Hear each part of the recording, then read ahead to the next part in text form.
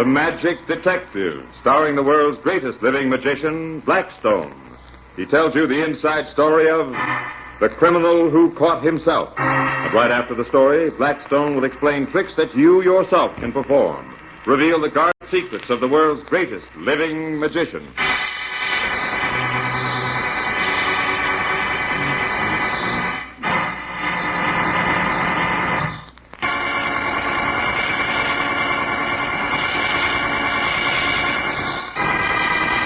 And now, stand by for Blackstone, the Magic Detective.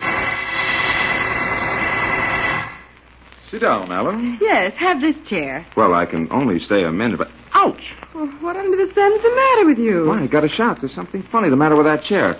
I started to sit down, then all of a sudden... jumped right up again, huh? I certainly did.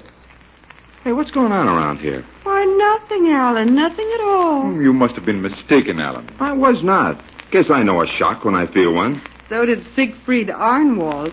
Smart guy, Siegfried. Who is he? Oh, tell him the story, Blackstone. Late one rainy night, an old man and his wife came to see me. An old man named Professor Jensen. I had heard, of course, of the great scientist, but I'd never met him. I can't tell you what an honor this is, Professor, to have you visit me. Pish tosh, Mr. Blackstone. Not at all. You're one of our greatest men, and... Who is great, yes.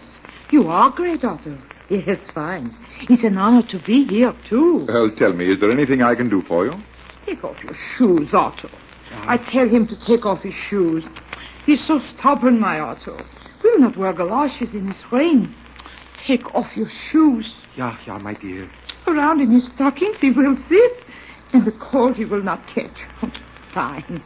I have my troubles, Mr. Blackstone. Great troubles. You will have more if you do not take off your other shoes. Yeah, my dear. As I say, I have troubles. Well, of course, if there's anything that I can do, I'll be That's what I said to my Otto. Mr. Blackstone is a great man. He will help us. Yes, he will help us fine. You see, I have been inventing a new serum, Mr. Blackstone. A very valuable serum. It will cure many, many diseases. I talk to no one about it, about what it will do, until I have perfected this. You understand? Yes, of course. In my laboratory, I have many experiments, many valuable experiments. I am nearing completion of many. Yeah. Oh, Mr. Blackstone, this serum will end much suffering, will save many lives. Many. It's fine, this serum. Fine. I'm sure of it, but I'm no chemist. What help can I give you? Well, bad things have been happening to my serum. Yeah, very bad things.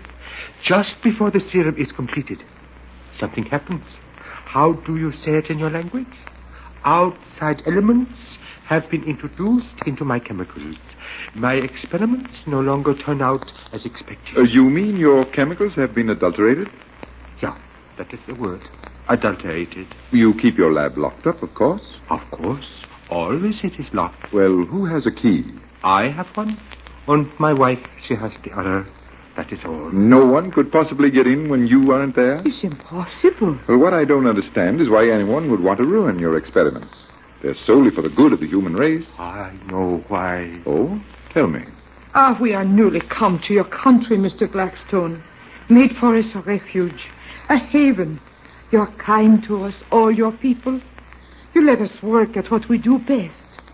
You let us believe all we want to believe. But all the world is not like that. Our country was overrun by men who are more beasts than men. They do not like the good things. They do not like the serum of my Otto. They want it destroyed before it can save the lives of many young men they have tried to kill. My serum will cure many men who have fought in this war. It will make them strong. The beasts do not want us to be strong. They want them to be weak and to die. That is why my Otto's experiments are being ruined. Well, it hardly seems possible. Yeah, is possible. And tomorrow, more will be done. I'd like to visit your laboratory tonight, Professor Jensen. Would you take me there? An honor it would be. And perhaps we can save this new serum tonight. Yeah, there we go now. Your shoes, Otto. And your scarf tied around your coat. Yeah. Now, your overcoat. That's right. Second button, Otto. Oh, you must fasten Well, it. I'll get my assistant, Miss Brent, if you'll excuse me, and then we'll be on our way.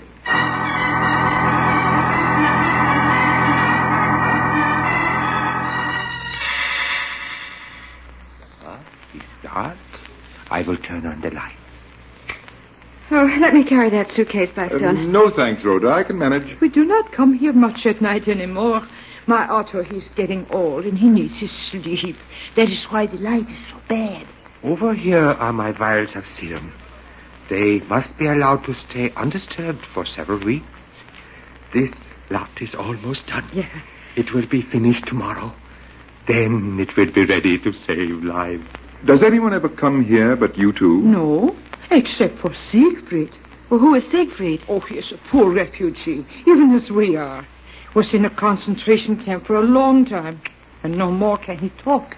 He's dumb. Well, what does he do? Well, he washes up, he sweeps out, he helps me.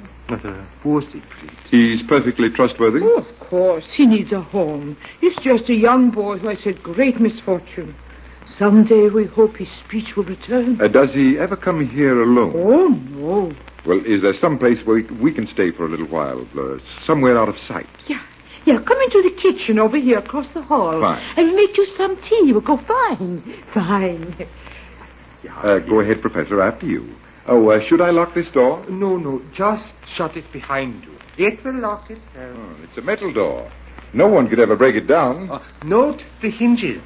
They are hidden, so the door cannot be lifted from them. Yes. Come on, Blackstone. I'll be with you in a second. There's something I want to do first.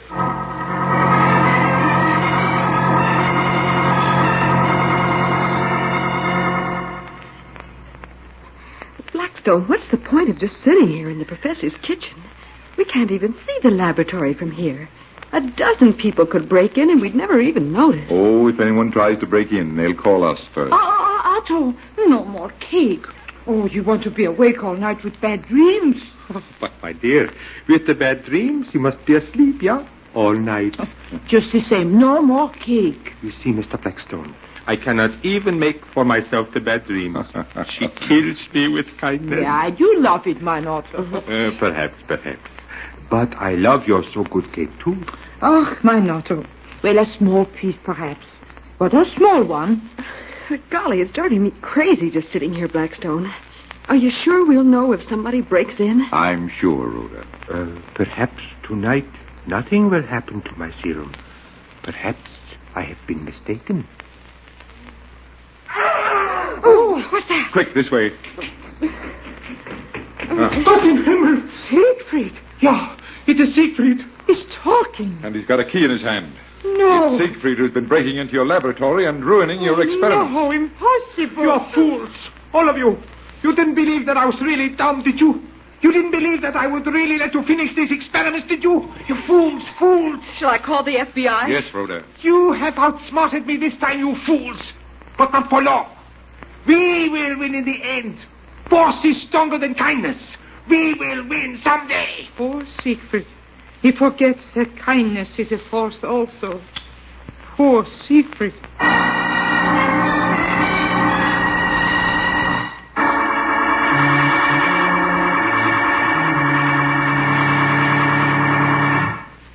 But tell me, how did you ever make Siegfried call to you like that? It was magic, Alan. Yes, the same kind of magic that made that chair give you a shock when you sat in it. The magic of electricity. The same kind of gadget that gives you a shock in the funny house at an amusement park. I attached a spark coil to the inside of the door before I closed it. When Siegfried touched it with a metal key, he couldn't help but scream. And so, another mystery was solved by magic. Yes.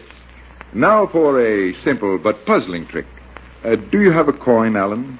How large a coin, Blackstone? The smallest you have. All right. Here's a penny. There's nothing smaller than that. Oh, you're wrong, Alan. A dime is smaller than a penny. I'll take that dime. Do I get it back? Of course. Only first I'm going to spin it and let Rhoda call heads or tails. I'll go right ahead. I'll guess.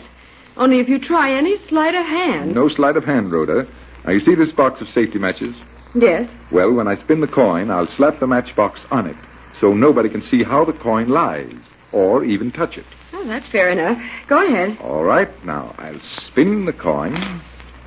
Now I flatten it with the matchbox. And I'm to guess head or tails? That's right. I say heads. And I lift the matchbox. And heads it is. Well, now let's try again, Rhoda. Can I spin the coin? Certainly. Here goes. And I flatten it with the matchbox. Now, which is it? Heads or tails? I say tails this time. But you're wrong. Well, how do you know? You can't see the coin. Neither can you, Rhoda. Not even when I lift the matchbox. Well, the coin has vanished. It disappeared right from under the matchbox. Say, Blackstone, where is it? Ask Rhoda. She's doing the guessing. Oh, only I can't begin to guess that one. Well, you guess again, Rhoda. And if you give up, I'll tell you where the coin went.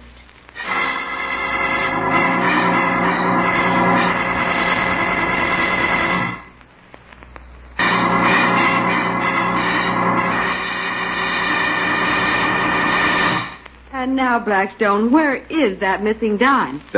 My dime, Blackstone. Remember? Well, here's another to replace it, Alan. And here's another matchbox. This time I'll show you how the trick works. You mean the matchbox has something to do with it? Everything to do with it. First, the matchbox must be empty.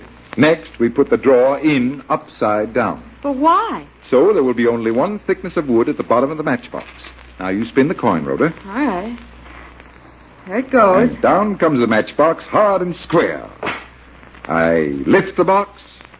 The dime is gone. Only this time I'll show you the bottom of the matchbox. Say, Blackstone, you knocked the coin right through it. Why, I'll say, look at that hole it punched. And that's where the dime went. The first 2 or 3 times, you may merely flatten the coin on the table. But that makes it all the better if the time it finally disappears. Oh, it certainly baffles me. Good.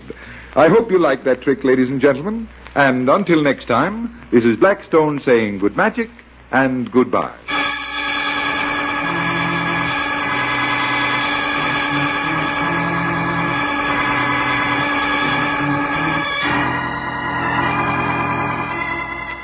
Be with us next time when the world's greatest living magician, Blackstone, tells us the story of the vanishing necklace and explains more tricks that you yourself can perform.